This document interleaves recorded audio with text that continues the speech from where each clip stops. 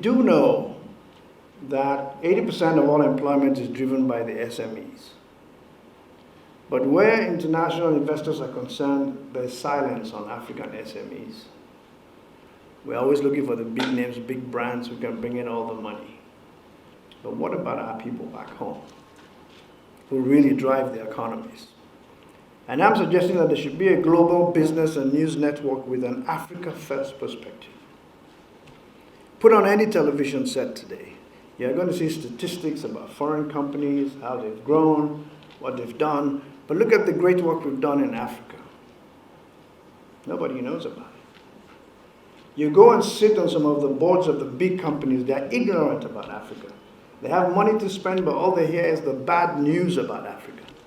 Why don't we give them access to hear for themselves and see the good work we've done? So developing global media is not something, this is one area that should be counted as infrastructure. Government should invest in making sure that the African perspective is known. There's a population of 7 billion that needs to hear the story about the opportunities in Ghana, in Nigeria, in Cote d'Ivoire, everywhere else. So this is infrastructure. This is not just business. For Africa, governments must make sure that our story is told. Our people should be acknowledged the way we acknowledge entertainers and politicians and give them awards. The small and medium businesses should be recognized.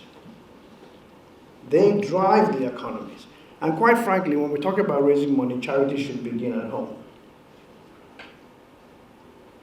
The laughable exercise we just had in Nigeria in trying to change the currency showed us that people have trailer loads of cash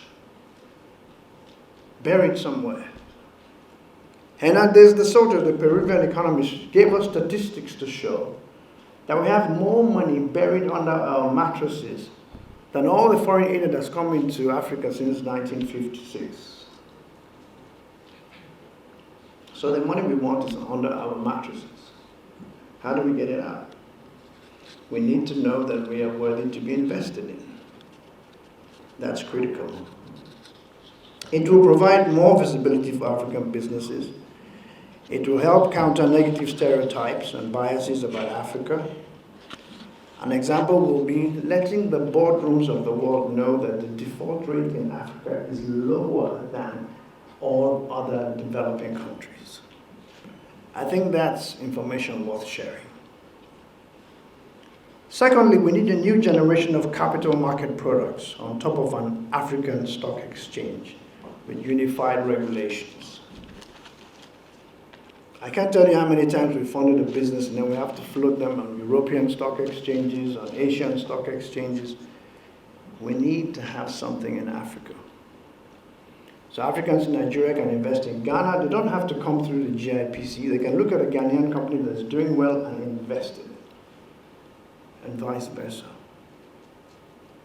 Take out all this separation we have between Anglophone and Francophone countries, unify the regulations, and let the money move around. Not only is our default rate less in Africa, our profit growth is faster than anywhere else.